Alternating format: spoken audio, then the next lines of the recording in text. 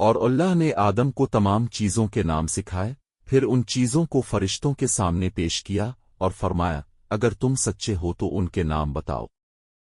انہوں نے عرض کیا پاک ہے تو ہمیں تو صرف وہی علم ہے جو تاب نے ہمیں سکھایا، بے شک تاب ہی سب کچھ جاننے والا، حکمت والا ہے۔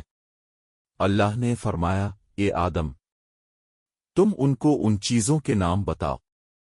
پھر جب آدم نے انہیں ان کے نام بتا دیے تو فرمایا کیا میں نے تم سے نہیں کہا تھا کہ میں آسمانوں اور زمین کے چھپے راز جانتا ہوں، اور جو کچھ تم ظاہر کرتے ہو اور جو کچھ تم چھپاتے ہو میں سب جانتا ہوں۔ اور جب ہم نے فرشتوں سے کہا کہ آدم کو سجدہ کرو تو سب نے سجدہ کیا سوائے ابلیس کے، اس نے انکار کیا اور تکبر کیا اور کافروں میں سے ہو گیا۔